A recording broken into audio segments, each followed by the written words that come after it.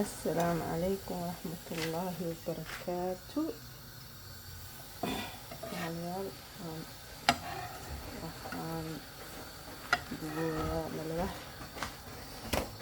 waxaan dubayaa waa kaas waan la qaybsaday maanta wixii